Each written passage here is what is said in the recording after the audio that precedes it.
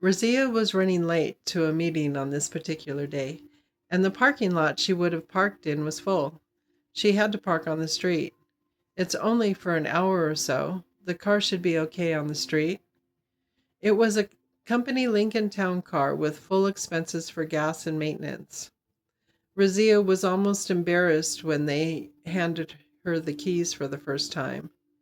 The car was explained to her as being a perk. The company had lots of perks. As she grew and advanced within it, it seemed like there were more every year. Perks became a normal part of the company. When she made CEO, there were more than what she could use. As she stepped out of her car, a couple was having a disagreement and soda was thrown in the direction of Razia's car. Not thinking about it, she started walking towards the building where her meeting was. "That's going to eat the paint," she heard a man say. "You're going to wish you got that off." She looked at the man and said to herself, "I do not have time to worry about a dirty car right now." She would have it washed in the morning, then rushed into the building and disappeared.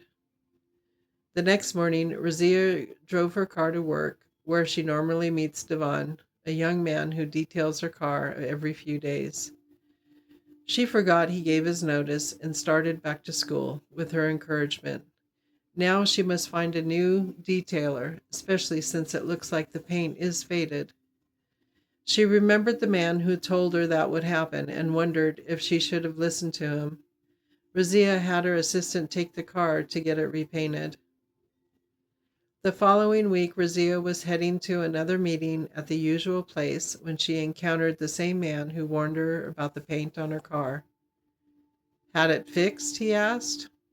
Razia looked at him, questioning. "How did you know?" "Stuff eats right through the paint. Always has," he replied. "Do you know about cars?" she asked him. "Anything you're looking to know, I know," he replied. Razia thought about going into her meeting and decided instead. "Can I buy you lunch?" she asked. "What for?" he asked suspiciously. "I would like to talk to you if you don't mind," she smiled. "Why not?" he relented. "My name is Raziya," she said as she extended her hand. "Bart," he replied, shaking her hand, surprised by the offer of her hand. Raziya decided on a deli, where the owners were reluctant to have Bart come in. Raziya stated in a firm way, "He's with me," and they sat down in a booth. It had been a long time since Bart was in a restaurant, and he had a difficult time feeling comfortable. Raziya, noticing his discomfort, began the conversation. "So you said you know about cars. Are you a mechanic?" she asked. "No, it was a hobby of mine a long time ago. I still see and keep up on stuff," he answered, and then he told Raziya what he chose to eat.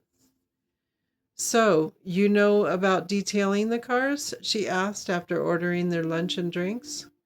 "Yep," he said quickly, remembering his teenage days working on cars. She watched him with a compassionate but respectful approach. She recognized his sensitivity but also his pride. "The young man who details my car has left to go back to school, and I'm looking for someone to take his place. If this is something you would be interested in, I would like for you to detail my car to see if you would be right for the job. I can pay you for whatever work you do." Bark was a little taken aback. He had not had a job offer in years, and he was speechless. Razia saw that he was a bit shocked and said, "You do not have to answer yet. Think about it," and proceeded to tell him what it was like for her to grow up in Kenya. The more she talked, the more Bart seemed to come back into being present. Then she said, "Tell me about you." "Not much to tell. Living on the streets ain't so bad. People make it bad," Bart said quickly. Razia told him there was no homelessness in Kenya and asked how come there's so much here. "The world is a pretty big place to lose a loser," Bart started defensively. "Once a person decides to drop out of society, it's easy to do." These words shocked Razia. This country has more to offer than for someone to feel like a loser, she thought. Then she changed the subject. How do you know so much about cars? It's been a love of mine my whole life, he said softly, as he remembered a time long ago. I grew up learning and as much about cars as I could find. I always liked fixing and detailing cars, but that was a long time ago, he added with some pain in his voice. When their lunch arrived, Bart took a napkin and wrapped up a sandwich. I ate something before you came. This can be for later. Razia smiled, then asked, do people get the help when they live on the streets? Huh? What help? Bart scoffed. There is very little. A place for a shower, a meal here and there, and some meds. What people could use is counseling. You go into a program to get sober, and then you're back on the streets. Nobody there to help after that. You're on your own, so you go back to the same old stuff. You can't get away from it. People are looking for a hand up, not a hand out. As he said these words, he realized that he was being offered a hand up and looked at Razia again. The offer is there, Bart, she said softly. It sounds perfect for you. Let's give it a try. He nodded, tears welling up in his eyes. Okay. Razia drove Bart to the garage where Devon used to do the detailing. She showed him the supplies that Devon used. If there's anything else you prefer to use, please feel free to let me know, she says as she started giving him her business card. Then she realized he does not have a cell phone. She contacted security at the garage and introduced Bart. Razia told them if he had to contact her, he is to go through them and they could always call her cell phone. Then she went back to work and Bart started work for the first time in years. Razia had put in a long day at work and felt exhausted when she finished. A couple of things she looked into that day were the nonprofit organizations that the company donated to and the company perks. Most of the donations go to the scholarship program she set up and art, but nothing for the homeless. As she walked over to her car, she noticed it was shining brighter than ever. The interior was spotless, even the stubborn spots were gone. But Bart was nowhere in sight. As her employees walked past Razia's car, they commented on how great it looked. Most asked who her detailer was. She told them she would let them know as soon as she could find him. As she drove out of the garage, she saw another homeless man asking for a handout. Where do you go to get a shower? Razia asked as she put $5 in the man's cup. At the Ritter house. Thanks, he replied. Thank you, Razia responded. That evening, Razia looked up the Ritter house and found the address. First thing the next morning, she was on her way there. As Razia walked up to the Ritter house, she saw a security guard standing by. She told him she was looking for a man named Bart, and he directed her to the office where she could find some personnel. As she walked through the property, she could see many people watching her, people without homes. She continued up the steps and saw a note on the door to knock and wait for entry. So she knocked and waited. A few seconds later, a woman opened the door and asked if she had an appointment with a worker. No, she said. I'm looking for someone. His name is Bart. Do you know him? Yes, the woman said. I know Bart. Is he in trouble? No, it's nothing like that, Razia responded with a smile. I would like to offer him a job. The woman's eyes grew big. Oh, come in, she said, and she extended her hand. I am Kit. I am Raziya, she said, reaching for Kit's hand. How do you know Bart? Kit asked. Raziya explained her meeting Bart, the lunch they shared, the job she offered, and the work he did. Then she told Kit how he disappeared. Kit nodded her head and said, Bart is not a very social person and has a difficult time relating to society. She went on to explain what she knew. He has had some hard blows, and it would take him trusting someone in order for him to follow through. I'm surprised he reached out to you and went to lunch with you, she explained, smiling. That is more contact with anybody I've seen from him. You must have made a good impression on him. I would like to help him, but how? Razia asked. These people require more help than we can give.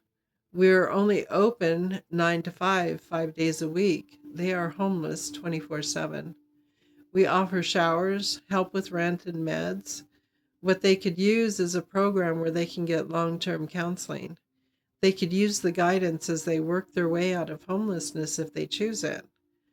This area we live in does not offer a lot for them, for people like Bart. There's too much emphasis on material items in our society and not people. Razia thought about her company's perks. Kit continued, it became a problem when the mental institutions closed in the 1980s. There was nowhere for these people to go but on the streets. It's ironic how in the early 1900s people were sent in insane asylums for PMS and mood disorders. Now the people who could really use the help have nobody there to help them. We rely on donations, and they are limited. Razia started thinking about her life back in Africa, her village with little material items and all the happiness in the world. Then she thought of her life here. People have everything they require and more, but there is no happiness. Let's go find Bart, Kit said, and they walked out the door. Razia could tell Kit cared about these people. She felt it in her heart and had an admiration for what she does. They found Bart in his usual spot, sitting in a folding chair with a cart and all his belongings in it. Hi, Bart, Kit started. There's someone here to see you. Bart looked up and saw Razia. He started fidgeting in his chair. Hi, Bart, Razia said. You know you did a great job with my car. I was hoping you thought more about the offer I gave you. Bart looked down and said, I can't do it. Why not, Bart? Asked Kit. Bart started getting upset. Because I don't care what people think. I just don't like anybody judging me.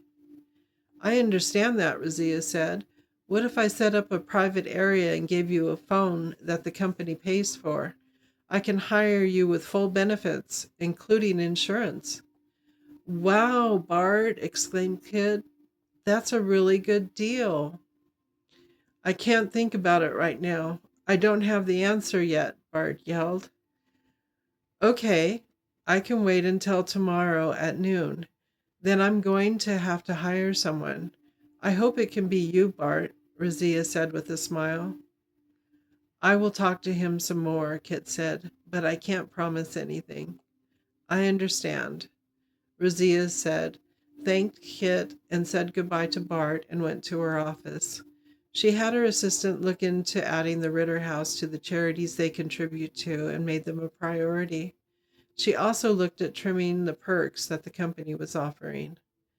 The next day, Razia received a call from the garage security office. Bart was there.